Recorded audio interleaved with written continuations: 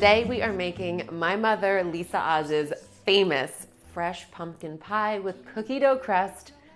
I cannot begin to describe to you how much you've been missing out on what pumpkin pie should be if you have not been making it with cookie dough crust, because let me tell you, it is basically like putting the most delicious, easy, all butter sugar cookie underneath your super fragrant, beautifully spiced, fresh pumpkin pie filling. It's fantastic. And I'm going to show you how easily it comes together today. This, of course, is my mom's recipe, but I will take one liberty here, which I think she would approve of. So bear that in mind. Most pie crusts are just a simple all butter pie crust, or sometimes they use Crisco lard, shortening of some kind. And the goal is to have them be wonderfully crisp and layered and have that beautiful, almost like puff pastry sensation, or just a very tender, perfectly cooked crust. I would say very few people are able to do that as well as the professionals. And because eating pie should just be fun, I am really excited to show you this cookie dough crust, most of all because it's so easy and there's really no way to mess it up. So it's a great place to start if you're a novice baker. It's an amazing place to go even if you're an experienced baker, because let me tell you, the taste is beyond. But yeah, and it's also, you should probably make a double batch because this dough always goes missing. People come by, they're picking at it, it's delicious. Here's what you want to start with: 1.25 cups of all-purpose flour. And here's where the liberty happens. My mom's recipe calls for 3 tablespoons of granulated sugar. I'm gonna add 6 tablespoons, so doubling that recipe, because you do want it a little bit sweet. We like to really, really spice the pumpkin filling, so the sweet crust just balances out beautifully. Trust me, it's what you want. 1/4 teaspoon of salt, and mix those dry ingredients together just until they're incorporated. You want the salt spread around evenly as well. And then you get yourself 1 stick of unsalted butter, which is 1/2 cup. This is cold butter. I just took it out of the fridge. That is definitely an important element of baking. When you're using butter to achieve layers in your dough, you want to press little sheets of butter in between the flour, so that it actually is going to, as the butter steams, create lift between the sugar and the flour bits of the dough, so you get that nice tender bite. And I am just creating little, well, they almost look like little pieces of cheese to spread through the dough. Using your fingertips, just gather up the dough and toss your little butter pieces in between all the different particles. And then I'm sort of going to use my thumbs to just push down on these little sheets and start to create these flakes and layers between the flour and the sugar. So you can see the dough has basically all of the butter distributed nicely through it. Okay, at this point, your dough is lovely and distributed. You have these nice little shards. Don't work more beyond this point because you don't want to add more heat into the batter with your hot hands. And see, most of the work was done by my fingertips, which is really trying to make sure that the butter does not melt. Now we're going to add a little bit of liquid to just bring it all together. And for that, we're going to need 2 egg yolks. So just separating those out easily with my hands. And you can save these whites and make yourself a lovely omelet tomorrow, or meringues. And to my egg yolk, I'm gonna add maybe a teaspoon of vanilla extract. Lovely. And then just grab my fork and quickly whisk that together. Perfect. Pour that into our dry mix. And then I'm gonna have ultimately 3 tablespoons of ice water, but start with a tablespoon. You can always incorporate more. And the ice water is actually, of course, going to help keep our dough nice and tender and keep that butter from melting. So I'm just going to use my fork to gather together those wet ingredients with the dry. We need another 2nd tablespoon of ice water.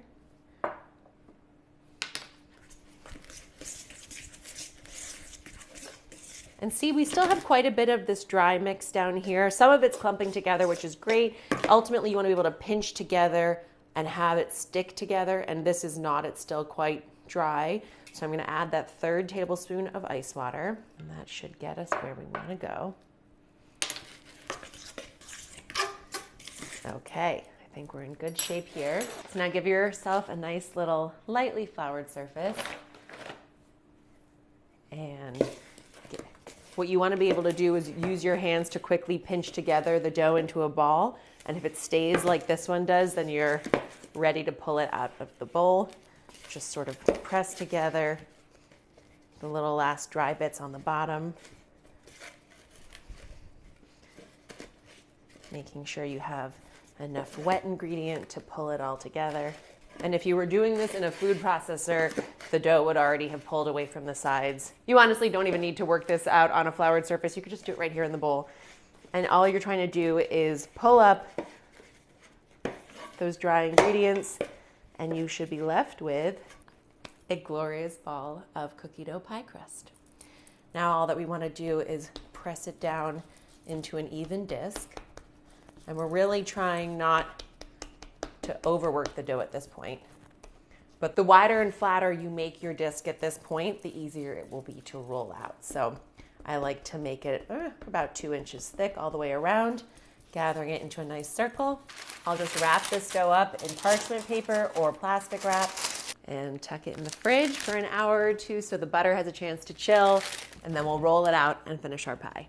Fresh pumpkin pie filling obviously starts with a fresh pumpkin. You can definitely use canned pumpkin. It's easier. It's very readily available. But we always go pumpkin picking in the fall, so we have lots of fresh pumpkins lying around. So if you've ever made fresh baby food, this might take you right back there. We are basically going to cut the pumpkin into smaller wedges, take the skin off, scoop out the seeds, which can definitely be saved and made into deliciously crispy roasted pumpkin seeds. I love a garlic salt. I love a chipotle chili powder version. We do cinnamon sugar now that my kids love. All delicious things.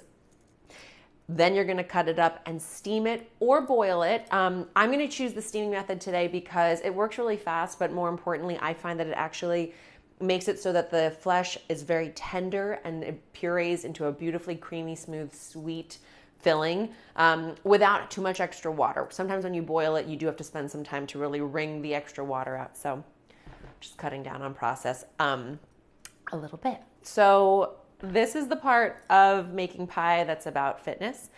We're gonna use our muscles to really get after it on this pumpkin. The first thing we wanna do is just take the top off and just work slowly and work carefully to make sure you don't slip because you're working with a round surface right now. And then flip it over and you have a flat surface to work on, which is much more stable.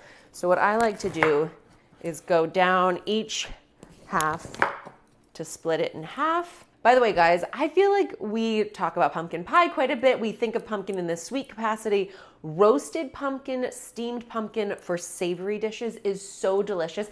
Like every other squash, roasted pumpkin, it has that natural sweetness to it. And cooking it down so it just gets really tender is, I have to say, one of my favorite things to eat in the fall. I'll do like a little tahini honey drizzle or a little spicy chili drizzle.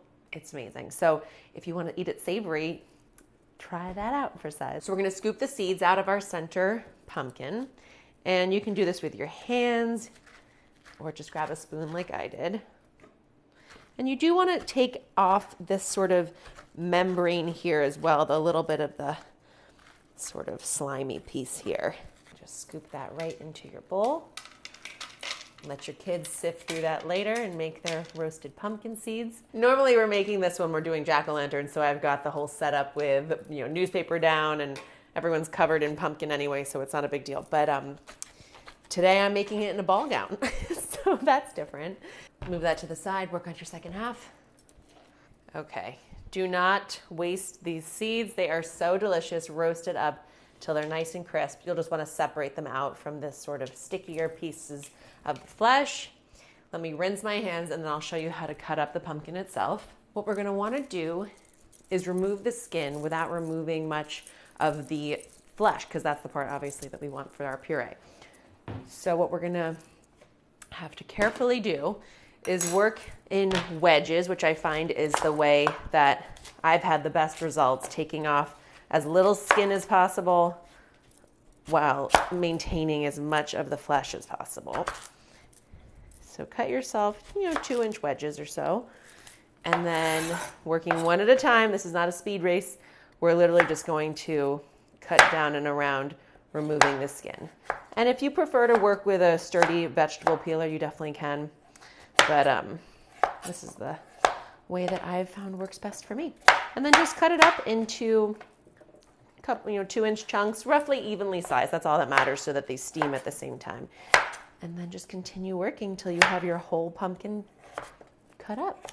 I'm getting like a blister from this right now. So if you want to, you can use canned pumpkin. But don't not try fresh pumpkin because you're afraid of this process. I think a lot of people get kind of nervous when they're cutting through squash, especially because it is a tough vegetable and you really got to put your arm into it. But here's how you're going to do it in a really safe and sturdy way. You want to hold the pumpkin slice down, and I'm holding my knife so that I really have a good grip up here on the blade with my thumb and my pointer finger, and then the weight of my arm can drive through the heel of the blade back here at the handle.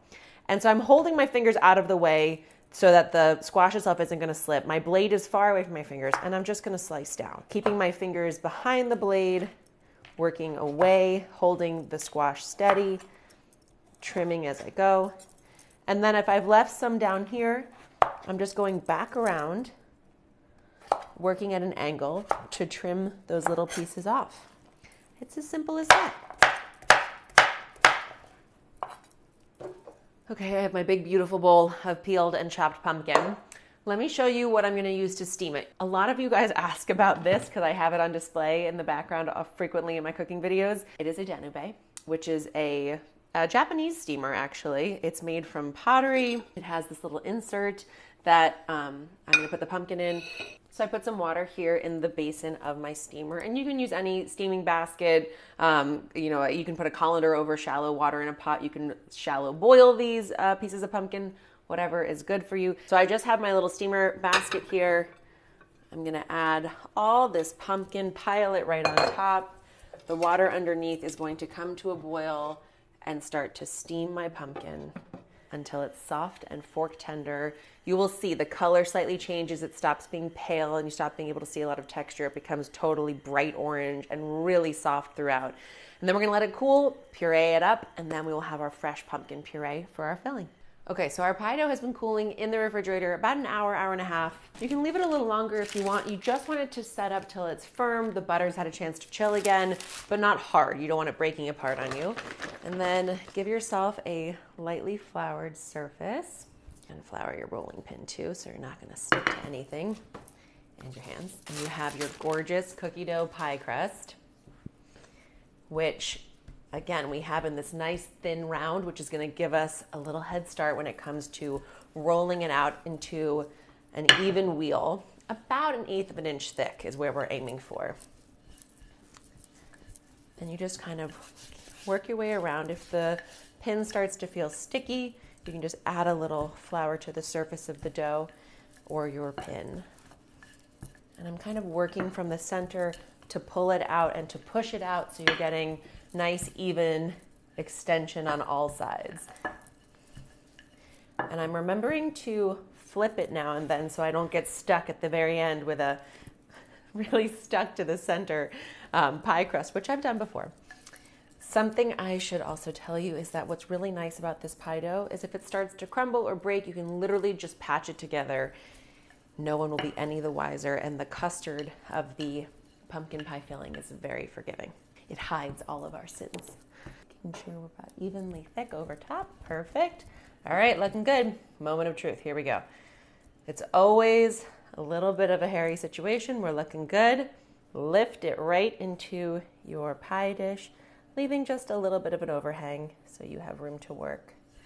Beautiful. And I kind of just lift the sides and press them into the edges of the pie dish. And you can see there's some, like, perfect example. There's a little crack right here. And all I'm going to do is lift it over and press it down, and you keep on going. No tears happening here. And you do want to make sure you have a nice even seal between the surface of the pie dish and your crust so that you don't get any big air pockets that are going to disrupt its baking process.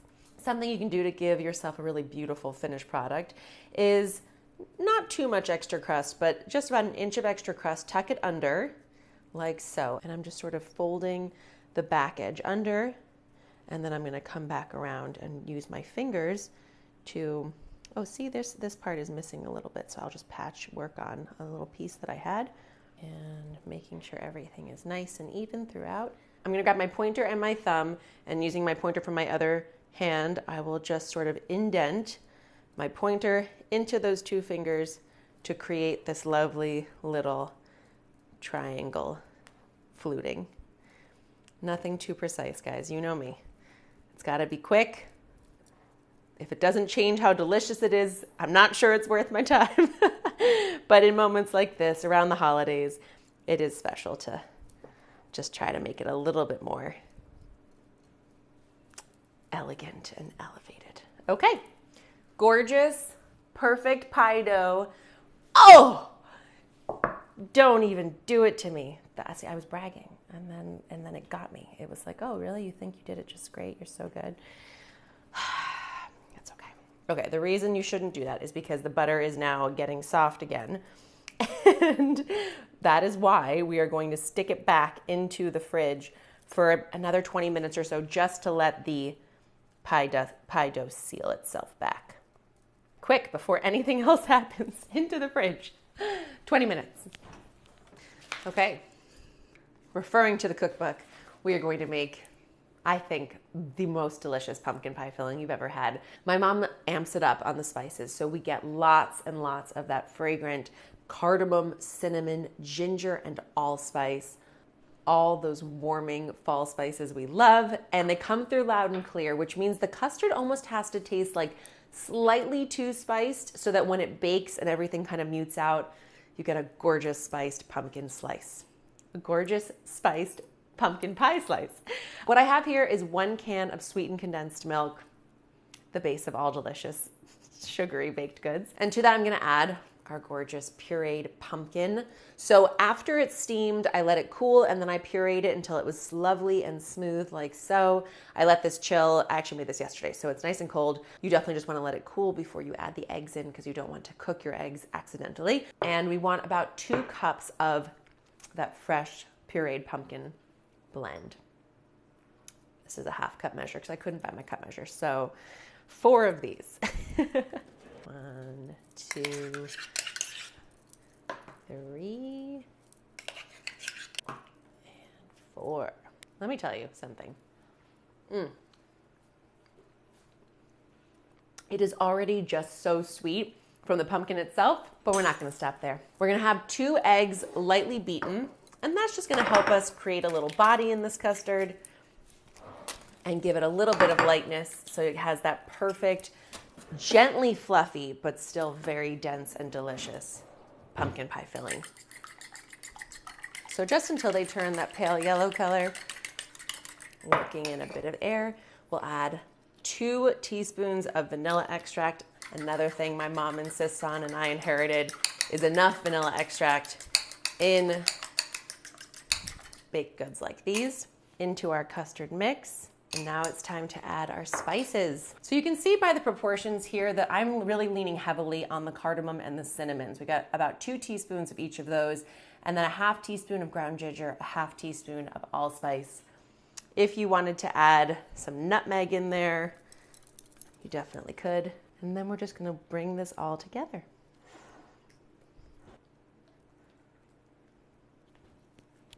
Okay, so you could switch to a whisk if you wanted to.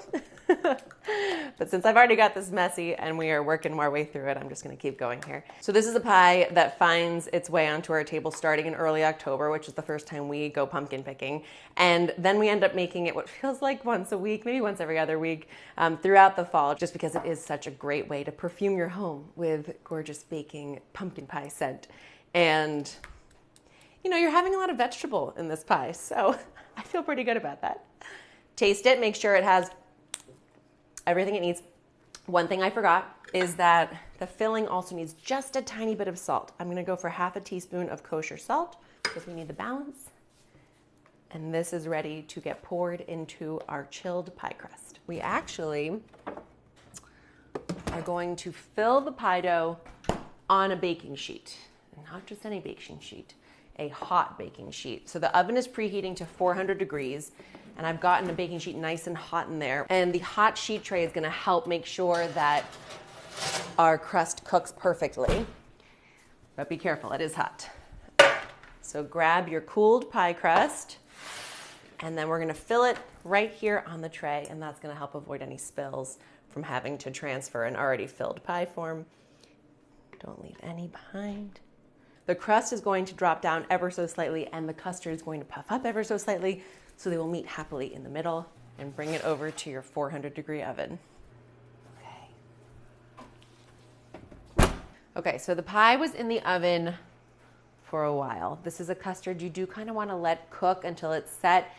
So I started at 400 degrees, did 15 minutes. Then I dropped the heat to 350 and kept it going in there another like 45 minutes at this point, just until the custard is set and not too wiggly at the center and the crust is deeply golden brown. And it will continue to set as it cools, but check this out. So you can see the crust settled down and forms this gorgeous perimeter. The custard puffed up ever so slightly. We're gonna let it cool here, and then we'll cut ourselves a slice, have a little cup of coffee, and enjoy some pumpkin pie. Just to help the pie cool, I am gonna move it to a cooling rack. We will find out how delicious you are very soon. Okay guys, we've let the pie cool completely. You can see how gorgeous and set up it is. Perfectly flat and even across the top. Our cookie crust is looking golden brown, crisp and delicious. Let me get myself a plate. The trick to cutting pie is actually to cut 3 slices first.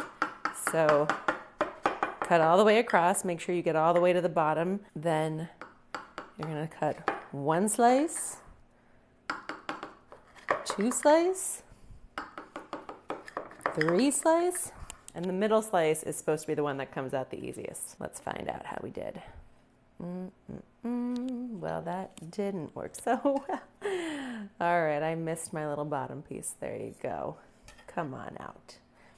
So maybe the first slice is not the one to go with, but the second and the third slice will come out great. I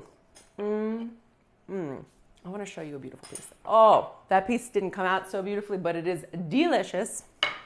You know what? I actually own a pie lifter. So let's just not make our lives more difficult than it needs to be, shall we? The first slice is a sacrifice. The second slice is your beauty slice. Go ahead and place that on your plate. You could do a dollop of unsweetened whipped cream. So gorgeous here. The custard itself, come and see how beautifully it's set up. Rich, thick, so flavorful with all those spices. The crust is so crumbly and delicious. Okay, let's try the custard first.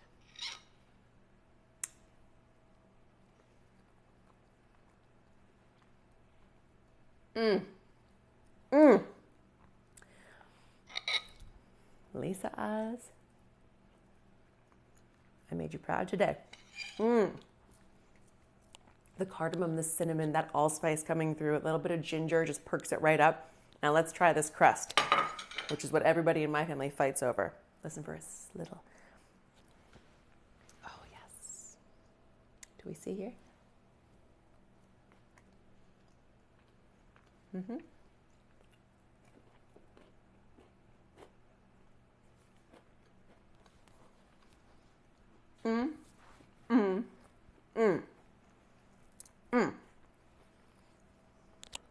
I'm telling you, cookie crumb crust is where it's at. Perfectly spiced, fresh pumpkin pie filling. I'm not sure why we keep this only for fall, but as long as it's fall, I'm keeping this here. Enjoy.